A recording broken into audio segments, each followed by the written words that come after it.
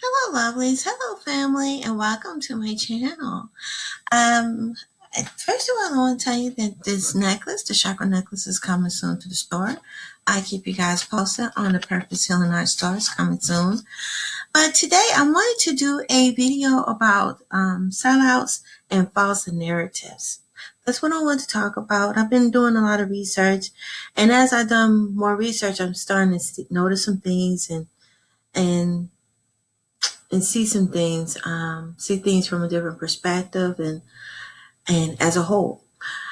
Uh, One of the things I've learned is that you can't believe every scientist because there are different hidden agendas. There's actually BS. In some studies, some research, you start to realize that, people are people. Some people tell the truth and some people don't. And some people have hidden agendas. The second thing I noticed is that um,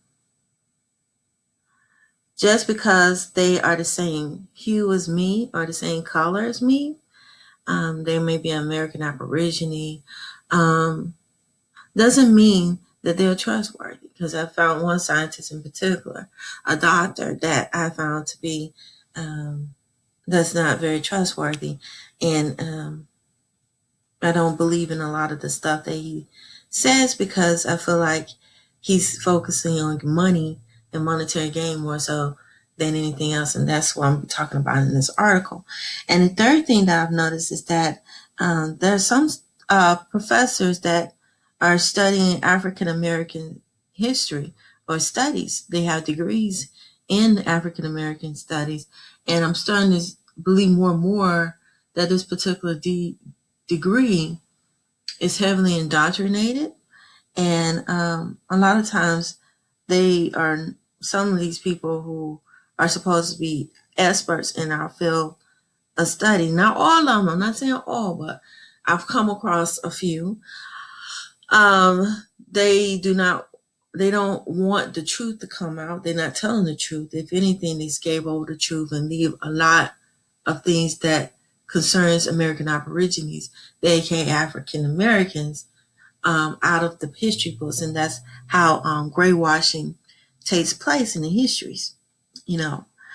So, but what I wanted to talk about is how ancestry DNA tests are not accurate. Um, Now, DNA has come a long ways, I have to admit, because I came across an article that talks about how they're tapping into the Y chromosome and the XY chromosome. They can't tap into at first they used to just do the mitochondrial DNA, but now they're able to go more into the male side, which is the Y chromosome, and they're able to go further back and tap into and get more information. And it's getting more and more advanced as we go, as the years go further into the future but some of the earlier type tests, that are very at its very infancy stages, some of them are not accurate, especially these companies. The ones I'm talking about are the companies that are ran by DNA, like Ancestry DNA, who are making money off of people who are pretty much guessing what their ethnicity is. And they're not 100% sure themselves. It's like a needle in a haystack. And it's like the reason why I had issue with these ancestry tests is because number one, it's not accurate. It's all about making money. Number two, it steals people's health and DNA information. That's another thing. I've been reading articles and studies. I did a video about the DNA test and how they're using it to get people's information for research. They don't give you accurate information about your ancestry. No, it can't even go that far back. But instead, when you send for your DNA, what they're doing is getting your information, your DNA, and selling it to other companies for profit. And while you don't get anything. And then number three is this false narrative. It keeps false narratives alive. It's like it's a way of keeping certain generalizations or I would say generalizations, but more like false narratives, half truths, or not the truth, stereotypes. It keeps stereotypes and false narratives alive, like the African American slave trade that they keep on trying to push, this transatlantic slave trade, that they brought everybody, millions over in boats. And so what better way to keep the lie going is to have the DNA test say that you're from West Africa, regardless as to whether or not that's your true origins. It's not accurate. They're lying about the American Aborigines being from West Africa. And it's a hidden agenda. And I noticed that most of the companies, a lot of the companies that own these things are Jews. And a lot of them want to claim indigenous heritage here in the Americas and have the identity that we have. And what better way if you own a company, just lie about it and say that they're not, and try to put yourself here. Because I saw a video, a documentary showing that they're trying, Jewish company owns the DNA test, but they're trying to do research to place themselves as being indigenous. And so they could get land rights and money rights that's really owed to the American Aborigines instead. So this thing is really deep, and it goes much deeper than what appears, and there's a lot to gain from certain special interest groups. And that's why I feel like that the ancestry and DNA is not accurate and has hidden agenda to it. But this article that I came across, it was found in Discover magazine, and it's called Gene Expression. And this article was written by a genomics project galore, and by gene experts, in other words. And the author is Rajiv Khan. And this is an older article, you guys. And I guess it's an older article around the time when Henry Louis Gates, that's the one who I feel like is a sellout pretty much to the American Aborigines, as telling the truth as what our true origins are. And he talks about hearing Gates in this particular article, and he raised some good points in this article. And I'm going to read the article to you guys. It says here, it's published in 2012. And it's an older article, but a lot of stuff still makes sense because it's still going on to this very day. It says, I haven't watched much of Henry Louis Gates Jr.'s Findings Your Roots series. It seems like Gates has kind of created a mini empire to genealogical series on PBS. More power to him, but it hits diminishing returns for me a long time ago. But I see clips online here and there, and something which I saw really kind of disturbed me. From what I gather, Gates regaled his subjects with his DNA results and tell them that their ancestral quanta fractions nothing too amazing. But it seems clear to me that when Gates referred to European, Asian, and African ancestors, he was communicating to the audience that this quanta really represents those exact populations. Exactly. And he knew that. I feel like Gates knew already that the DNA was not accurate, and what bothered me the most is after learning that, these tests are not accurate, I could see the smirk on his face and everything. And it's like in a way, he was discrediting a lot of the history and oral traditions of, especially the American Aborigines, the AKA African Americans. It's been passed down through our grandparents and great grands that we were indigenous here and that we are Indians, that we're American Aborigines here. And they told us our tribe and where we come from. And for him to sit there and say that this test is really who you are and what you are, and just discredit who your family traditions, is just wrong. And and the fact that he studies African American history, and he pretty much probably came across, I'm pretty sure if he's such a researcher and he has a doctorate degree, he came across research that shows otherwise, that we are indigenous people here. And instead of sharing that information, he shares these false narratives through these fake DNA tests. And he mentions that he makes these DNA tests appear that they're 100% accurate and that they go way back in your family tree, when in actuality it barely escapes the surface. It don't even scratch the surface of your ancestral background at all. But let's continue. It says, I assume that the geneticist Gates worked with explained to him the falsity of this typology. I also understand that the television series results in natural license, but Henry Louis Gates has produced lots of these shows now. He has the leisure to unpack concepts of lay audience. As it is, it seems he is repeating misconceptions of model-based clustering algorithms, misconceptions, minds, which persists even with the biological community, but doesn't make it any better. Then he continues and says, for those who aren't getting the essence of what I'm saying, above are my 23andMe results. I'm 60% European, 40% Asian, but those fractions were produced assuming that I only be a combination of Northern European, East Asian, and West African. Computational algorithms do not return results of the form. I'm sorry, but the input is going to generate useless outputs. So they came back with these results, which are highly misleading.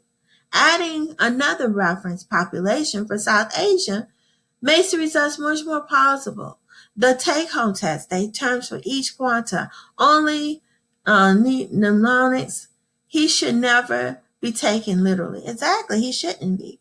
And it says, and I like how he pointed out that it does not take a hold of all the ethnic groups globally. It just certain small populations in certain areas. You know, he said it's a possibility that some ethnic groups are not even included in the test. And in our case, if we're indigenous here in the Americas and we are Paleo-Indians, and you don't mention that the Paleo-Indians are American Aborigines and that they stem from Australia and also from the eastern part of Africa, and incorporate that in DNA, that you're gonna miss that population, and you don't acknowledge the fact that they are indigenous. Of course, it's gonna come back showing a certain group if you have it all misled and don't include all areas of the population. Because he was saying that he's pointing out that it's not accurate because a lot of people are missing.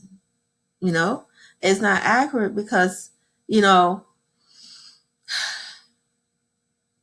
can be very misleading and it's not thorough, and they can't even go back that far. And that's one thing that they don't mention. They don't go that far as the testing goes. And sort of like I read an article that says sort of like astrology. It's entertainment. I wouldn't even say astrology. It's just sort of made up. And it's based, I don't even know what it's based on. But anyway, let's continue. Well, I like this article. I like how he pointed out some of the flaws that's in this research, that and the fact that when Gates went out and did his TV show, he did not tell the full truth. He was making it appear that this test was 100% accurate. And what I didn't like is that he discredited people's family oral traditions. Like, oh, whatever your family, your grandparents told you is a lie. Well, why did your grandparents lie about your origins? Especially if it's been told to them and it's been passed down. They would know more so than this DNA test, especially if they don't have all populations included.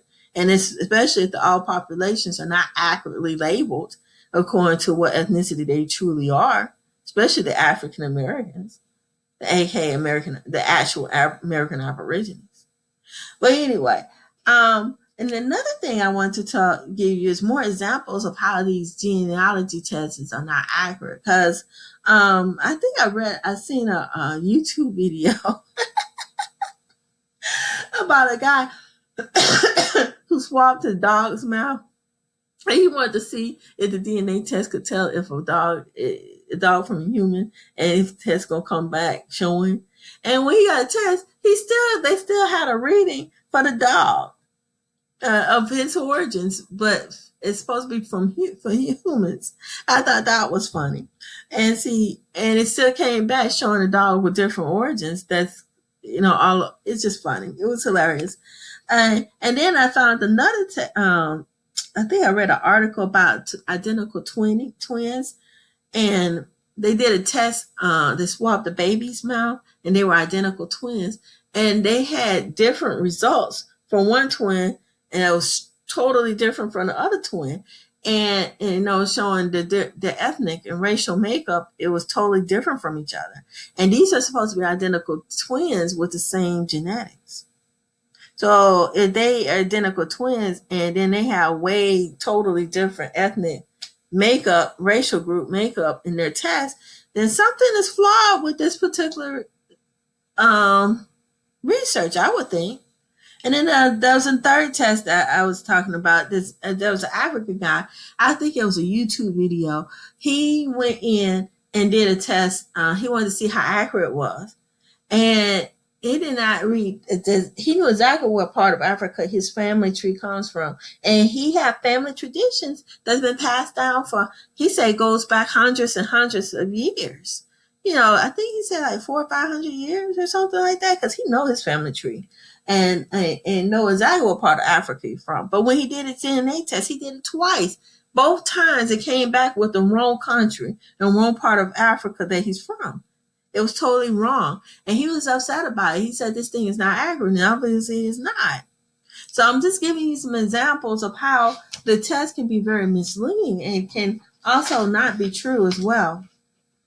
But and then I want to also touch on the fact that while I did my research, I talked about Henry Louis Gates, because I have a problem with him because he's professor. He's a professor from Harvard. And he's a prime example of being a sellout. And then the other one that I want to talk about, I talked about Henry Louis Gates, but this other professor from Yale, Dr. Hirschchild, this is another Yale professor from Harvard, and she is like, there's this y'all want to check that out. It's the reclassification of I'm sorry, I put y'all on the wrong page. Where is that page? Okay, I'm bringing it back. Jumping all over the place. It's like the racial reclassification of 1850 through 1930. Y'all may want to check that out. That's what the Yale professor, I went over her scholarly journal article from Yale. Not Yale, I'm sorry. She's not Yale. Harvard. She's a Harvard professor. And I'm sorry, didn't mean to say Yale, it's Harvard. She's a Harvard professor, and she done scholarly journal articles on African American studies. And she does on government, but she's supposed to be an expert in African American studies.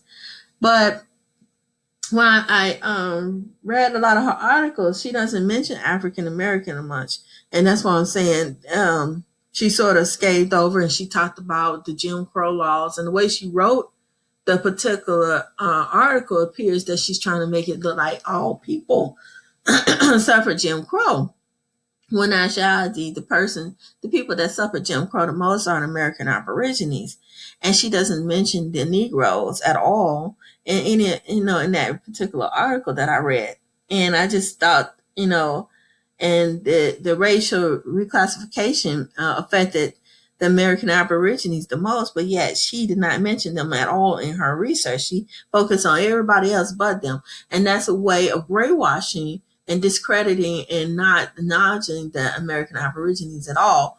And that's how they do it. It's like it's this gray washing they do. They don't include. They're very exclusive of African Americans, and that and the title African American is a misnomer. We should be called American Aborigines. We were called Negroes, and that's another example of how they still reclassifying us to this very day. The last reclassification they done of American Aborigines was 1988, and it's like it was a steady and a constant reclassification as a gray washing as a way of erasing the identity of this particular group of people. And the reason why they're doing it because it's a fact that the American Aborigines are the Paleo Indians that they are trying to cover up and keep from knowing their identity and getting the rights that's warranted to them in this that they should be having in this country because it's theirs.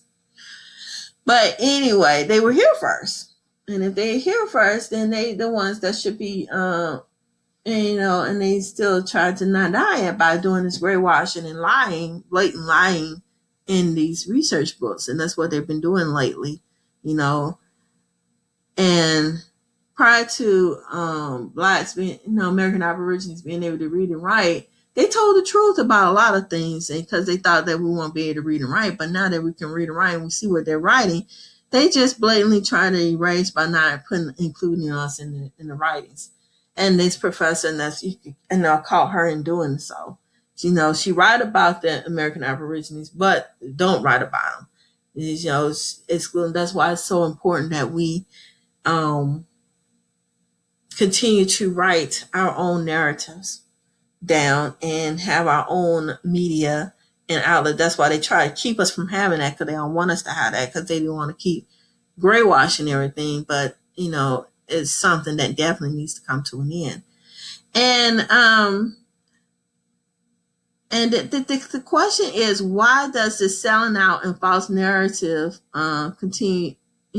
False narrative, which is another form of indoctrination, keeps on taking place. And the primary reason is that we do not have our own platform. I'm reading from my notes. I had to do that so I can keep up with where I'm going with this. And it's the first thing is we don't have our own platform. And that's a big problem. We don't have our platform. And that's something that we definitely need to create and develop. And the second thing is that once we have our own, we do develop it and create our own, but we always selling that to the gray race, the gray Caucasians, the grays. And that's a big problem. And that's something that needs to come to an end. We got too many sellouts, like Henry Louis Gates. He got the opportunity to share a wealth of positive information to his people, but instead he sold us out and with these DNA companies because he saw money and dollar signs and told false narratives about our history. And then this is the professor and other professors supposed to be an expert on African American history is brainwashing what takes place by not including us in any of the writings. And acting like all the stuff that happened to us never existed by not being inclusive. Blatantly excluding the. That's why I wonder why these people, especially of people of our own hue, and people who are Caucasians, grays, even major in African American studies if they're not going to be truthful and honest in their approach and do it the right way. A lot of them don't because there's a lot of hidden agendas that's out there. Special interest group. And then I was talking about the selling out. The reason, another thing is I could give you prime examples of how we sell out once we reach a certain point. For example, BET selling out. When they sold out, the whole media platform just totally changed. The whole feel, the whole vibe just changed. And another one is The Root. That was an actual online publication that was getting the truth out there about our history and our origins. But once a great Caucasian owned it and took over, that whole thing changed. And then they put all this negative stuff in there to the point where, to try to tear up our mind and our spirit about who we are. And that's what they do. It's like they want to release this negative energy and frequencies through language, through writing, and through speaking. That's why we have to have control of our own frequencies and bring more positive frequencies to us. And one way is by having our own media platform. And the other one is Essence. When Essence was out, it was a positive magazine for American Aborigines. But once Great Caucasoids put their hands on it, the whole thing just changed. It deteriorated because they don't want that positive light to be shown upon us. They want to constantly keep the stereotypes, the negative energy, the negative words. And that's why they're so adamant about putting their hands on everything that we create. That's why it has to come to an end. And it says here we need to create our own. Like I said, we need to create our own and to show things from our own perspective in order to bring positive words and everything to ourselves. And it says that's one way we can change things. Another way we can change things is by having more insight. And I think that's another problem. We don't look into the future enough. We don't plan ahead. We always into the here and now, but a lot of times you gotta look far ahead and look at things as a whole. As the one way we can do that is by having our culture, tapping back into nature, learning more about spirituality, regaining our identity and who we are. These are some of the things that we can do by reconnecting and having more insight. And more insight comes when you know who you are and know where you want to go with your future. If you know your past and you correct the problems of today, then you're able to bring on a brighter future. I mentioned that in the other video. And then the third thing is when you have insight and identity, you know your world. You see the entire picture. You see things as a whole. And like I said, you can plan for future generations and know how to not sell out. You won't sell out because you see the importance of having a legacy. And once you see the importance of having a legacy and having an identity and how it's important for your future generation, you won't sell out. You plan on how to keep in and keep it among ourselves. That's something we definitely have to learn. And we will learn once we know who we are. But since we are just starting to open our eyes and see things, we need to continue to open our eyes even more and develop and see how we can keep things within ourselves and not sell out our valuable legacies like we've been doing. And I think a lot of times it was because we had lost our identity and who we really are. Then in that sense, it says it's time to heal. Pretty much, it's time to heal and get to the root of the cause of us selling out and all these false narratives taking place. We need to put an end to it. We really need to take our power back, and that's what we need to do. And one way is connecting back. Hoo-wah, hoo-wah. And and connecting and building. And that's what we have to do, and so it is. And so I would love to hear what you all think about this selling out and the false narratives that we're dealing with today and that's going around with us as a whole, and what can we do about it. This is some of the things that I think we can do. I would love to hear what you all think. Please like this video and thumbs up, and don't forget to subscribe. And till next time, peace, family. Bye-bye.